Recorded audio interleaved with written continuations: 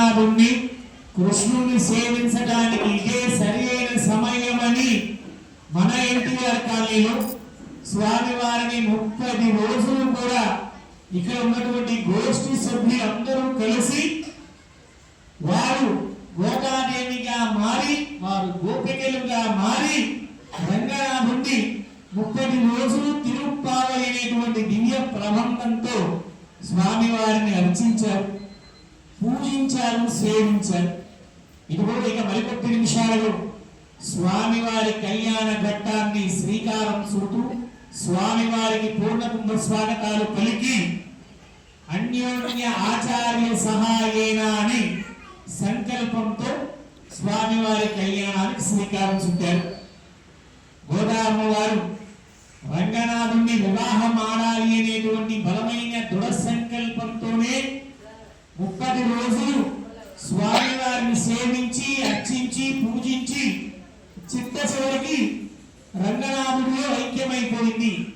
శ్రీవల్లి పుత్తూరు అనేటువంటి గ్రామంలో రంగనాథుడు క్షేత్రము అంత వైభవమైనటువంటి ఆండాలమ్మ వారు గోదాదేవిని ఈనాడు ఈ భోగి పండుగ భోగమ భాగ్యములు కలగజేయాలి అని, అందరికీ సుఖ సంతోషాలు కలగజేయాలని తపస్వీ జనానాం పంచేంద్రియ జయార్థం ఎవరు ఏ తపస్సుల కొరకై తప్పిస్తున్నారు వారి తపస్సు నెరవేరాలి అని విష్ణు ధర్మ పరాయణానా, విష్ణు ధర్మాన్ని సేవించేవారు, విష్ణువుని అర్చించేవారు, విష్ణువుని పూజించేవారు నా విష్ణు పృథ్వీపతి అని విష్ణువుని ఎవరైతే సేవిస్తారో వారందరినీ రక్షించి కాపాడాలి అని స్వామివారికి సంకల్పాన్ని ఉనర్చి విశ్వక్సేనుల వారి అనుమతి తీసుకుని శరీర స్థల ద్రవ్య శుద్ధి కొరకై పుణ్యాహవాచనం అనే వైదిక క్రతువుని అన్వయించి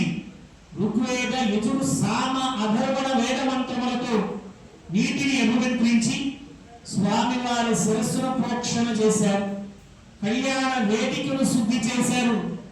భక్తుల శిరస్సును ప్రోక్షణ చేసి అందరినీ పవిత్రులని చేశారు. ఏ పూజ చేసినా 3 సార్లు ఆచమనాన్ని తీసుకుంటాం. కేశవాయ స్వాహ, నారాయణాయ స్వాహ, మాధవాయ స్వాహ. కేశవాయ నమః అని మొదటిసారి తీసుకునేది శరీర శుద్ధి కోసం, మాధవాయ స్వాహ అని రెండవసారి తీసుకునే తీర్థం పాప నాశనం కోసం, మాధవాయ నమః అని మూడోసారి తీసుకునేది మోక్ష శుద్ధి అర్థం. ఏ పూజ అయితే చేస్తారో దాని ఫలితం రావడం కోసం అలా 3 మార్లు ఆచమనాన్ని చేసి దివ్యమైన పూజను ప్రారంభిస్తారు. ఇక్కడ కూడా శ్రీవారి తిరుకల్యాణంలో శరీరం, స్థలము, ద్రవ్యము శుద్ధి కొరకై పుణ్యాహవాచనం అనే సాకుని సూక్త మంత్రముల పటములతో శుద్ధి చేసి ఇక శ్రీవారి కళ్యాణ ఘట్టంలో రంగనాథ స్వామి వారిని, ఆండాళమ్మ వారిని వేదికపై కళ్యాణ వేదికపై ఆశీనులను చేసి ఇక రక్షాపోటుక పూజా కార్యక్రమాన్ని అన్వయిస్తున్నారు.